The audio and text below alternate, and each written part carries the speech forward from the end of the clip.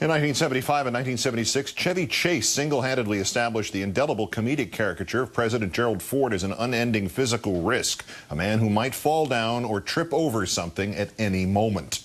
Last winter, Saturday Night Live established a meme of a media in the tank for Barack Obama, which promptly begat a conversion of the Clinton campaign into a serious version of that same martyrdom, and has, in a kind of political grandchild, the nonstop whining of the McCain campaign about media bias, even though most of that seems to benefit its own candidate.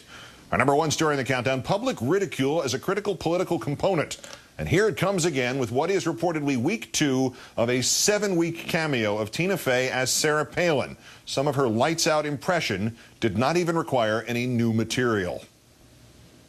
Every American I'm speaking with, we're ill. Like every American I'm speaking with, we are ill. But ultimately, what the bailout does is help those who are concerned about the health care reform that is needed. But ultimately, what the bailout does is help those that are concerned about the health care reform that is needed to help shore up our economy.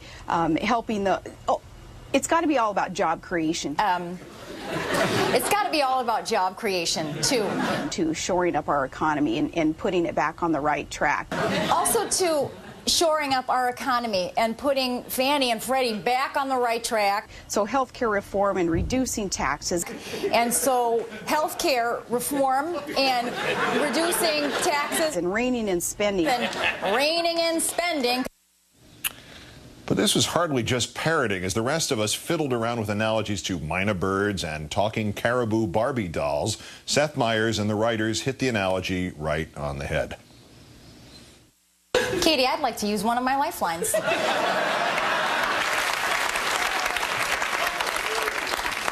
I'm sorry? I want to phone a friend. Let's turn now to Emily Heil, who writes the Heard on the Hill column for Roll Call, the newspaper of record for Capitol Hill. Thanks for your time tonight, Emily. Glad to be here, Keith. Satire is one thing, but as big a laugh as anything else in that sketch was the word-for-word from Governor Palin's interview with Katie Couric. Is that the lowest it can get for a politician when your serious words, with almost no embellishment, bring back cascades of laughter? You know, Keith, I am not going to ever say that anything is the lowest it can get for a politician, because I think you and I both know that there is no limit to how low that bar can go. But honestly, it is interesting and very significant when you don't even have to write punchlines, when the candidate writes them him or herself. I think it really reminded me of George H.W. Bush. You remember Dana Carvey using all those great lines that were actually mined from actual presidential speeches. You know, read my lips. You know, those kind of things.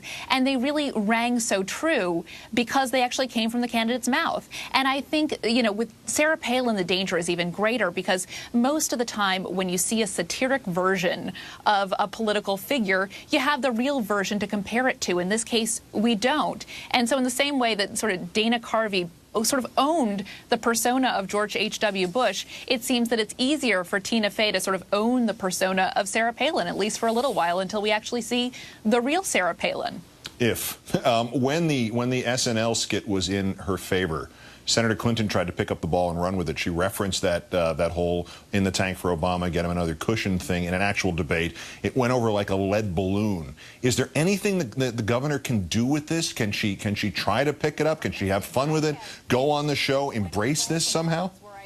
Well, you know, I'm really not in the business of giving advice, but I think there would be probably a big upside to her sort of going along with the joke. It's so much better, I think, from a public perspective, to be in on the joke and not to be sort of the butt of it. And you see John McCain doing this to some extent. You know, he makes old man jokes every now and then to sort of blunt the impact of the jokes that are inevitably going to be made about him. So it's sort of that way of giving a wink and a nod and sort of owning that joke, as opposed to just being the sort of clueless victim of it. So, you know, maybe we'll see, you know, the real Sarah Palin appearing alongside Tina Fey. It might be a smart thing for her to feel like she's in on the joke instead of just the butt. Is it always a bad thing to have this happen? Because obviously the Jerry Ford reference, while they were harpooning him every week, he went from 33 points down to 31 points at the end against Carter. Is there some way this could work, even a sympathy measure for Governor Palin? Well, you know, that's a great point, Keith. It very well might. And it depends on the audience. I think for some people, you know, being the butt of a joke from the, you know, elite, liberal Manhattan folks, maybe, you know, that's sort of a badge of honor as opposed to being a bad thing. People might rush to her defense, particularly if she does better than, you know, a lot of people are expecting her to in the debate. So this may be actually a badge of honor and not a bad thing. People might actually sympathize. Yeah, at this rate, the way expectations are going for Thursday night, if she's still standing at the end of 90 minutes, she will have done better than people expect. Emily Heil, columnist for Roll Call. Thank you, Emily. Glad to